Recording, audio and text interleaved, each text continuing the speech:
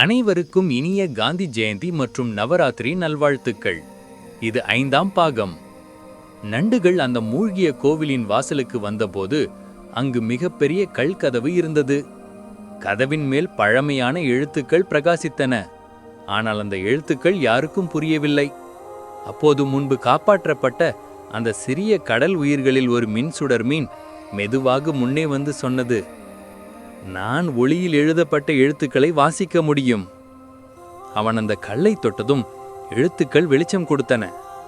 ஒற்றுமை, தியாகம், உண்மை, இம்மூன்றை சோதனையாக வென்றால்தான் கதவு திறக்கும்.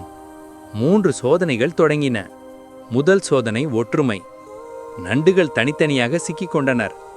ஒவ்வொருவரும் வேறு வேறு கண்ணிகளில் விழுந்தனர். ஆனால் தங்கள் குரலின் எதிரொலியைக் கொண்டு ஒன்றையொன்று கண்டுபிடித்து சங்கிலியாக இணைந்து எல்லா கண்ணிகளையும் உடைத்தனர். கதவின் முதல் சின்னம் பிரகாசித்தது. 2ஆம் சோதனை தியாகம். ஒரு ஒளி நதி வழியாக செல்லும்போது அங்கு ஒரு குரல் கேட்டது, உங்களுள் ஒருவன் தனது உயிரை தியாகம் செய்ய வேண்டும், அப்போதுதான் பாதை திறக்கும். எல்லா நண்டுகளும் ஒரே நேரத்தில் முன்னே வந்து, நான் தியாகம் செய்கிறேன் என்று சொன்னார்கள். அந்த ஒற்றுமையான மனதைக் கண்டு அந்த மந்திர குரல் தானாகவே கரைந்து போனது.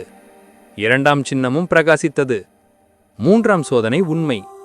நண்டு ராஜா முன்னால் ஒரு கண்ணாடி தோன்றியது.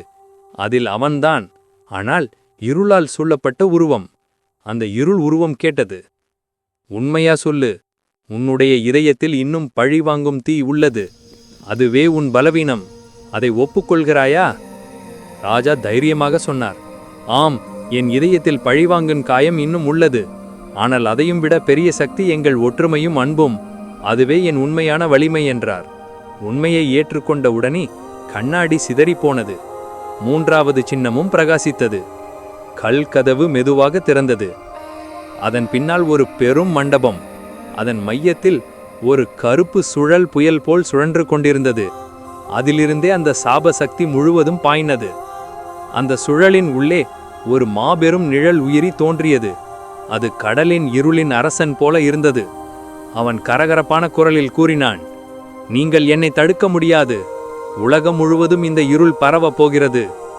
நண்டு ராஜா தன்னுடைய கூட்டத்தை கண்டு சொன்னார், இதுதான் நம்முடைய உண்மையான போராட்டம். நம்முடைய ஒற்றுமை, துணிவு, அன்பு 3ஐயும் ஒன்றாக பயன்படுத்த வேண்டும். நண்டுகள் அனைவரும் தயாரானார்கள். அவர்களின் உலக பயண சாகசம் இப்போது உச்சக்கட்ட போராட்டத்துக்குள் நுழைந்தது. இந்த கதை தொடர்ச்சியானது அடுத்த பாகத்தில் வரும்.